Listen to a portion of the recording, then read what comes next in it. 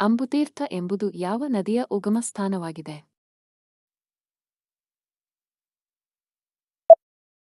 ಶರಾವತಿ ನದಿ.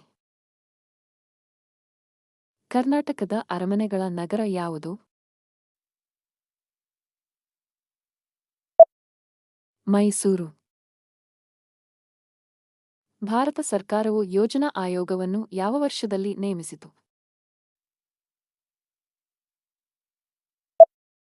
1950. ಭಾರತದ ಮೊದಲ ಪರಮಾಣು ರಿಯಾಕ್ಟರ್ ಯಾವುದು?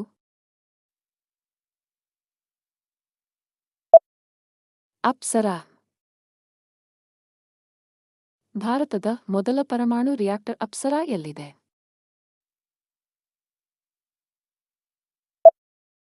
ಮಹಾರಾಷ್ಟ್ರದ ಮುಂಬೈನ ಟ್ರೊಂಬೆಯಲ್ಲಿರುವ ಭಾಭಾ ಪರಮಾಣು ಸಂಶೋಧನಾ ಕೇಂದ್ರ. ಭಾರತೀಯ ಪರಿಸರ ವಿಜ್ಞಾನದ ಪಿತಾಮಹ ಎಂಬುದಾಗಿ ಯಾರನ್ನು ಕರೆಯುತ್ತಾರೆ?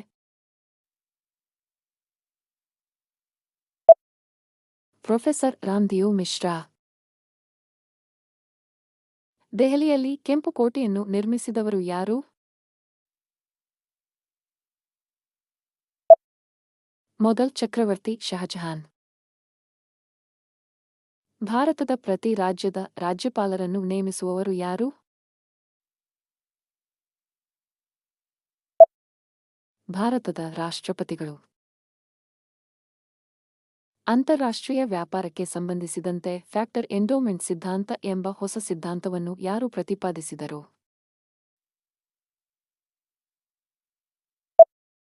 ಬರ್ಟಿಲ್ ಓಹ್ಲಿನ್.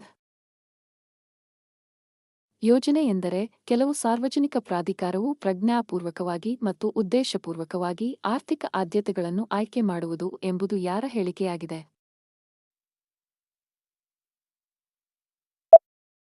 ಬಾರ್ಬರಾ ವೂಟನ್.